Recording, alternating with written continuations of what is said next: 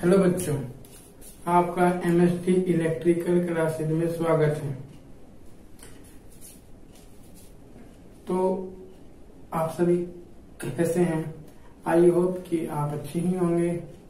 तो आज मैं आपको पढ़ाऊंगा बेसिक इलेक्ट्रिकल का ही एक टॉपिक है, ताप गुणांक, टेम्परेचर कोफिशिएंट।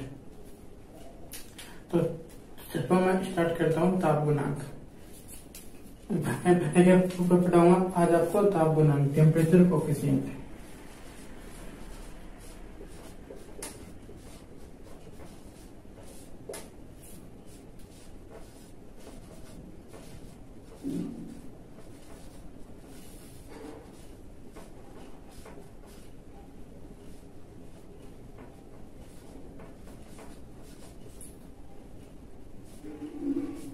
तो आज हम क्या पढ़ेंगे? ताप गुणांक, टेम्परेचर कोफिशिएंट।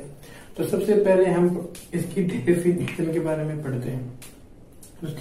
तो जो हमारा जो ताप गुणांक होता है, इसकी तुलना हम प्रतिरोध से करते हैं। मतलब हमारा जो ताप गुणांक है वो मतलब तापमान परिवर्तन होने पर हमारा जो प्रतिरोध होता है वो भी चेंज होता है।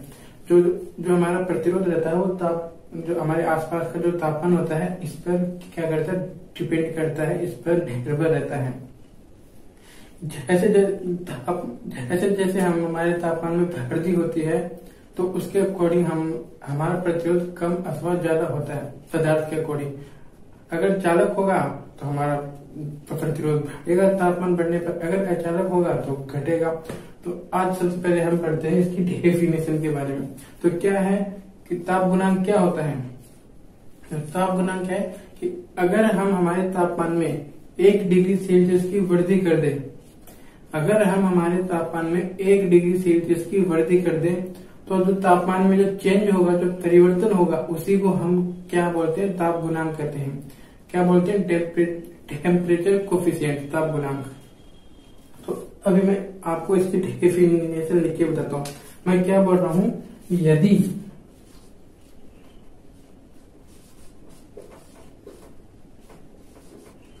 क्या बोल रहा हूँ? यदि प्रतिरोध, क्या बोल रहा हूँ? यदि तापमान में 1 डिग्री सेल्सियस की वृद्धि की जाए,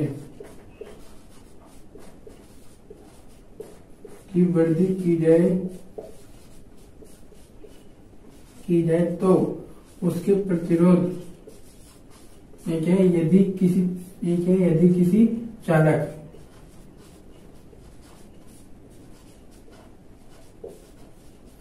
किसी चालक के तापमान में 1 डिग्री सेल्सियस की वृद्धि की जाए तो उसके मतलब जो चालक हमारे चालक के क्या बोलो, उसके प्रतिरोध, तो उसके मतलब है हमारा चालक। तो मैंने लिख दिया, उसके का मतलब है यहाँ चालक। तो प्रतिरोध, तो उसके प्रतिरोध में जो परिवर्तन होगा, प्रतिरोध में होने वाला परिवर्तन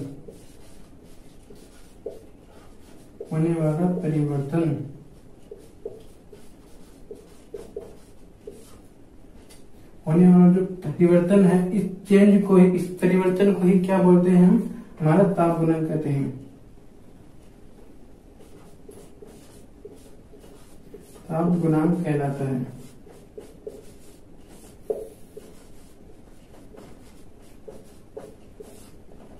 ताप गुणांक कहलाता है।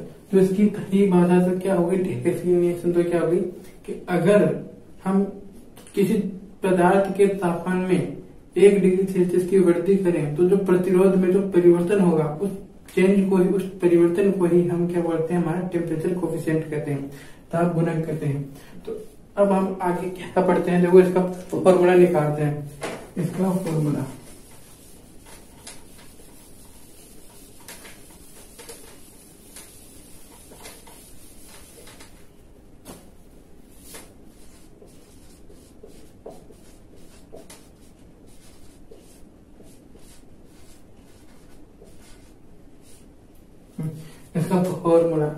हमने माना कि जो 0 डिग्री सेल्सियस, क्या बोल रहा हूँ, माना कि 0 डिग्री सेल्सियस पर जो हमारा जो प्रतिरोध है हमने उस प्रतिरोध को मान लिया है कि हमारा प्रतिरोध R0 है। और अगर हम तापमान में वृद्धि करें तो हमने तापमान की वृद्धि करके तापमान कितना कर दिया, T degree Celsius. T degree Celsius पर हमने माना कि जो प्रतिरोध होगा हमारा वो हो गया RT हो गया। T डिग्री सेल्सियस पर प्रतिरोध हो गया हमारा RT। तो क्या होगा कि हमारे जो प्रतिरोध में जो परिवर्तन होगा, देखो हम क्या बोल रहा हूं, प्रतिरोध में जो परिवर्तन होगा मतलब RT minus R0, RT minus R0। क्या बोल रहा हूं, जो प्रतिरोध में जो परिवर्तन होगा, प्रतिरोध में जो होने वाला जो परिवर्तन है वो समानुपाती होता है। वो समानुपाती होता है किसके, हमारा जो स्टार्टिंग प्रतिरोध, इसको बोलते हैं स्टार्टिंग प्रतिरोध, प्रारंभिक प्रतिरोध। तो हमारा जो स्टार्टिंग प्रतिरोध है R0, इसके और तापमान में होने वाली वृद्धि के गुणनफल के, तापमान में होने वाली वृद्धि मतलब T minus 0 degree Celsius, T minus जो हमारा 0 डिग्री सेल्सियस था वो T माइनस 0 डिग्री सेल्सियस है ना। तो इसमें क्या ये क्या तापमान में वृद्धि, तो स्टार्टिंग प्रतिरोध और तापमान में जो होने वाली वृद्धि है, इन दोनों के गुणनफल के समानुपाती होता है क्या, हमारे प्रतिरोध में होने वाला परिवर्तन। वही तापमान में वृद्धि कैसे, जैसे कि हमने मान लिया कि जो हमारा जो डिग्री का मान है 15 डिग्री है, तो 15 माइनस 0, तो 15 तो हमारी वृद्धि कितनी हुई थी, 15 की हुई थी। और वही तो पढ़ रहे हम कि जो तापमान में जो प्रतिरोध होगा, तब तापमान में होने वाली जो वृद्धि है उसकी गुणनफल की क्या समानुपाती है। जैसे कि हमने 0 की जगह पे लेते हैं हम 10 और इसकी जगह पे ले लिया हमने 15, तो 15 माइनस 10, तो इसमें भी क्या 5, मतलब 5 की क्या हुई वृद्धि, तो इस वृद्धि की क्या गुणनफल के समानुपाती है। तो अब हम तो जो हम समानुपाती के निशान को हटाएंगे तो कुछ ना कुछ कांस्टेंट लगेगा, कुछ ना कुछ नियतांक लगेगा। तो हम इसको हटाते हैं तो हमारा क्या लगता है, अल्फा लगता है। क्या लगता है हमारा अल्फा, RT माइनस R0, ये लगता है हमारा अल्फा R0। और T माइनस 0 डिग्री सेल्सियस कितना हो जाएगा, T ही हो जाएगा। सही हो गया। तो ये जो हमारा अल्फा होता है ये ही क्या होता है, हमारा ताप गुणांक होता है, टेम्परेचर कोफिशिएंट होता है। तो अगर हमें इसकी वैल्यू निकालनी है तो कैसे निकालेंगे, ये हमें अल्फा नोट निकालना है। ये क्या होगा, RT माइनस R0, और जो ये दोनों गुणा में है ये दोनों इसके भाग में लग जाएंगे। ये दोनों कहाँ देंगे, इसके भाग में, तो R0 इंटू में T। तो इस प्रकार इसकी यूनिट देखें हम, तो ये भी है प्रतिरोध, ये भी हमारा प्रतिरोध, दोनों प्रतिरोध हो गए। तो इन लोगों की जो यूनिट है, ये भी प्रतिरोध माइनस प्रतिरोध क्या आएगा, तो प्रतिरोध है तो इसकी यूनिट क्या हो गई, ओम हो गई। और नीचे जो प्रतिरोध है इसकी यूनिट भी ओम है, ये भी ओम हो गई। और जो T है, T क्या तापमान है, तापमान की यूनिट क्या है, डिग्री सेल्सियस है, तो ये डिग्री सेल्सियस हो गई। तो इससे कट जाएगा ओम से, तो इसकी जो यूनिट होती है वो प्रति डिग्री सेल्सियस होती है। क्या बोल रहा हूँ, प्रति डिग्री सेल्सियस, 1/डिग्री सेल्सियस भी बोलते हैं या फिर प्रति डिग्री सेल्सियस बोलते हैं इसको, प्रति डिग्री सेल्सियस, डिग्री सेल्सियस, या फिर इसको ऐसे बोल दो, प्रति डिग्री सेल्सियस। तो इसकी जो यूनिट होती है वो प्रति डिग्री सेल्सियस हो गई। तो इसकी जो यूनिट है, इससे भी कई बार क्वेश्चन वगैरह पूछ लेते हैं कि जो हमारा टेम्परेचर कोफिशिएंट है इसकी यूनिट क्या होती है। तो ये चीज को याद रखना। अगर कोई क्वेश्चन में टेम्परेचर कोफिशिएंट से कोई भी क्वेश्चन वगैरह आता है कॉम्पिटिशन के अंदर, तो उसके लिए जो फॉर्मूला निकालेंगे वो कैसे निकालेंगे, हम इसको हटा देंगे एक बार। साहब, तो इसकी जो यूनिट है इसको याद रखना, क्या इसकी प्रति डिग्री सेल्सियस की यूनिट है। अच्छा, जो ये है हमें मानो RT का मान निकालना है हमें, है ना। तो ये R0 हम इसको इस साइड भेज देंगे, तो R0 ये माइनस का दूसरे साइड जाके प्लस का हो जाएगा। तो हम करेंगे RT बराबर alpha R0 T minus R0। यहाँ से हम R0 को कॉमन निकाल लेंगे, तो कॉमन निकाल लेंगे तो हो जाएगा अल्फा T माइनस 1 हो जाएगा। नहीं, ये प्लस का होगा, इस साइड आगे क्या हो गया, प्लस का हो गया, ये हो गया प्लस। तो ये हो जाएगा, ये क्या है RT। ये कब है, जब हम एक तापमान को 0 डिग्री सेल्सियस मानते हैं। जब एक तापमान को 0 डिग्री सेल्सियस मानते हैं और दूसरे को कुछ मानते हैं और कुछ, जैसे कि पहला तो हो गया 0 डिग्री सेल्सियस, दूसरे को हमने 15 मान लिया, तो एक को हमने 0 डिग्री माना ना। ये है, ये फॉर्मूला कहाँ पे लगेगा, जब हमारा एक तापमान 0 डिग्री सेल्सियस होगा। अगर 0 डिग्री सेल्सियस ना हो और कुछ हो, जैसे कि इसको तो हमने मान लिया 10 मान लिया, इसको 15 मान लिया, या उसको कुछ 22 मान लिया, इसको 25 मान लिया, ऐसे अगर वो 0 ना हो, जो पहला तापमान है वो 0 ना हो, तो उस कंडीशन में कौन सा फॉर्मूला लगाएंगे, उस कंडीशन में ये T2। तो T2 तो क्या, दूसरा तापमान, और T1 क्या हो जाएगा, पहला तापमान। T1 ये है हमारा पहला तापमान ना। जैसे कि इसमें जो पहला तापमान था वो क्या था, 0 डिग्री सेल्सियस, और जो दूसरा तापमान था वो था T था। तो ऐसे ही क्या, T2 तो दूसरा तापमान, T1 है पहला तापमान, और ये क्या जाएगा, इसको अल्फा T प्लस 1 है, इसको 1 प्लस अल्फा T भी लिख सकते हैं। क्या जाएगा, 1 प्लस अल्फा T आ जाएगा, अपॉन में क्या आ जाएगा, ये क्या T2 है, तापमान क्या T2।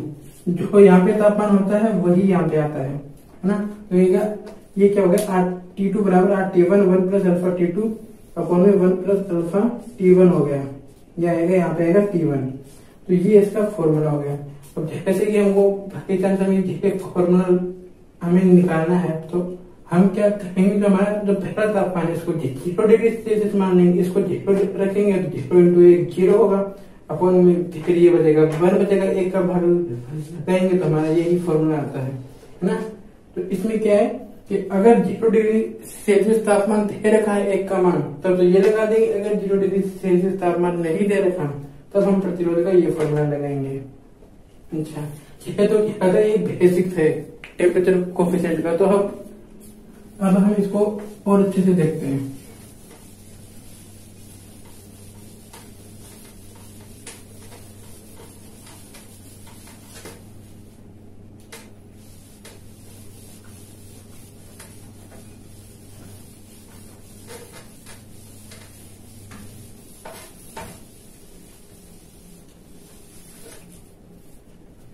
तो अभी हम देखते हैं कि जो तापमान गुणांक है हमारा, किसके साथ पॉजिटिव होगा, किसके साथ नेगेटिव होगा, इन का घटाव कैसे आएगा। तो अब हम वो चीज पढ़ेंगे। तो सबसे पहले हम क्या देखते हैं, अगर हमारा जो पदार्थ है, अगर वो हमारा धातु है, क्या है, धातु है या मिश्र धातु। तो मतलब धातु का मतलब तो क्या हो गया, चालक। अगर हमारा जो पदार्थ है वो धातु है या मिश्र धातु है, धातु है या मिश्र धातु है, तो हमारा जो तापमान जो T है, हम जो तापमान बढ़ाएंगे, तापमान बढ़ाने पर किसमें क्या होता है, हमारा प्रतिरोध का मान भी बढ़ता है। जो हमारा प्रतिरोध है ये भी हमारा बढ़ता है। इसमें तापमान बढ़ाएंगे तो प्रतिरोध भी बढ़ता है। कैसे, अब हम जो चालक होता है, चालक में जो फ्री इलेक्ट्रॉन होते हैं, जो हमारे मुक्त इलेक्ट्रॉन होते हैं, वो हमारे बहुत ज्यादा होते हैं। अब बहुत ज्यादा होते हैं, जैसे ही हम तापमान बढ़ाएंगे तो एनर्जी को लेंगे, और एनर्जी को लेंगे तो गतिशील होंगे।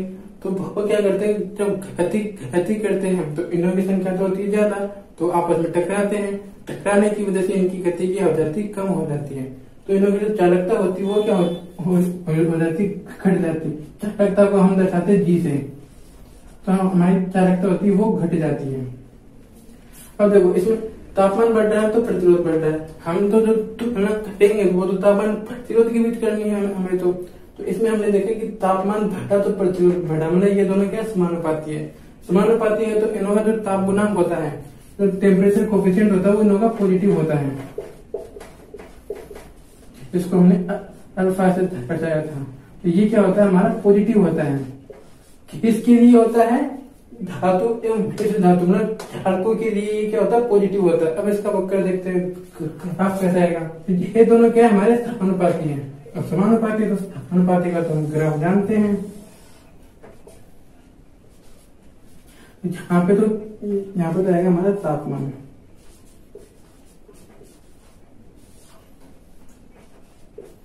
यहाँ आएगा हमारा प्रतिरोध। तो इसमें ये बोल रहा है कि अगर हम तापमान को बढ़ाते हैं तो हमारा प्रतिरोध बढ़ता है। तो इसका ग्राफ आएगा इस प्रकार आता है। इसका ग्राफ कैसे आएगा? इस प्रकार आएगा। तो क्या बोल रहा हूं मैं, जो तापमान जो गुणांक होता है, अगर वो कोई चालक है हमारा, जैसे कोई कॉपर हो गया, चांदी हो गया, एल्यूमिनियम हो गया, कोई चालक है, तो उसमें क्या होता है, तापमान बढ़ाएंगे तो प्रतिरोध बढ़ता है। तो दोनों अनुपाती हो गए, तो इस वजह से इनों का जो तापमान गुणांक होता है वो पॉजिटिव होता है। पॉजिटिव है तो बाकी इनों का वक्र आएगा, तो दोनों अनुपाती है तो इनों का वक्र इस प्रकार आ जाएगा। अब हम पढ़ते हैं अचालकों के लिए। ये तो क्या था, चालकों के लिए था। अब हम पढ़ते हैं अचालकों के लिए। तो अचालकों के लिए पढ़ते तो वो कैसे आएगा। अब हम पढ़ते अचालक। यदि हमारा जो पदार्थ है वो क्या है, यह धातु हो गया,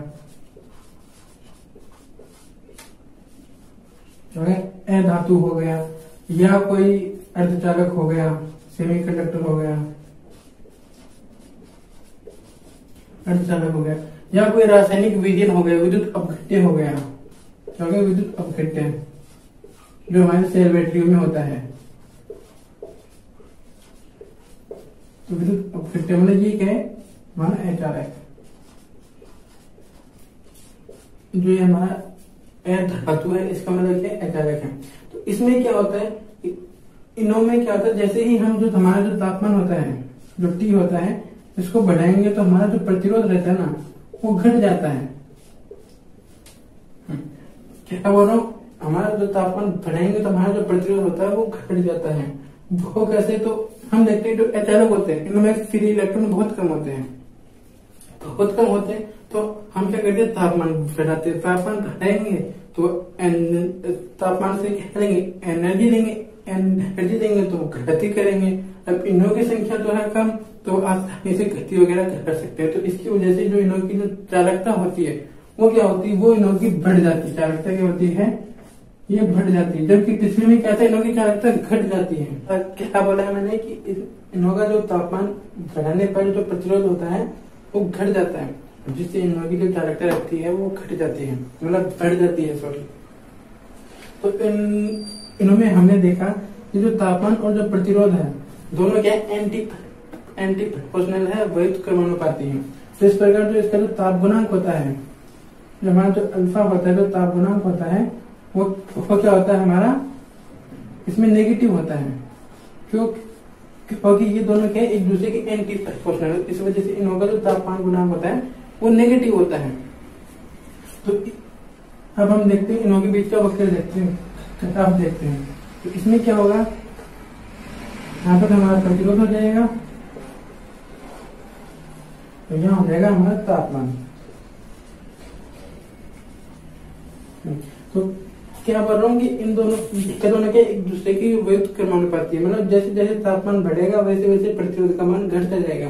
तो इनों के बीच जो वक्र खींचेंगे तो वो आएगा हमारा इस प्रकार आ जाएगा। तो इसमें देखो, जैसे जैसे इसका तापमान बढ़ रहा है इस वाली लाइन पे, वैसे वैसे इसका जो प्रतिरोध का मान घट रहा है। तो इसका जो वक्र आएगा वो इस प्रकार आएगा।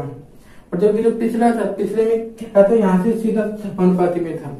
तो ये चीज याद रखना कि जो अचालक होते हैं इनों का जो टेम्परेचर कोफिशिएंट रहता है वो नेगेटिव रहता है, जबकि जो हमारे चालक होते हैं उनों का होता है पॉजिटिव। क्यों? क्योंकि उनमें तापमान और प्रतिरोध समानुपाती होते हैं। यहाँ पे ये दोनों एंटी प्रोपोर्शनल होते हैं, वो क्रमानुपाती होते हैं।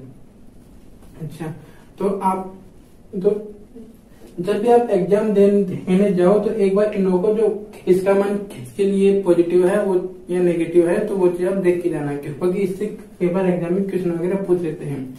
और बाकी जो आपको प्रतिरोध का फॉर्मूला बताया था और जो इसकी यूनिट बताई है वो भी एक बार देख के जाना, क्योंकि ये चीजें एग्जाम में पूछी जाती है इस टॉपिक से रिलेटेड।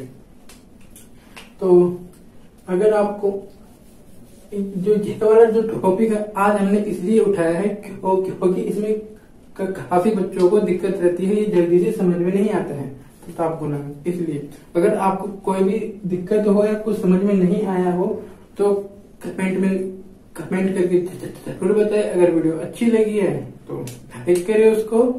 तो चलो अपना ध्यान रखना, take care and goodbye, और ध्यान रखना।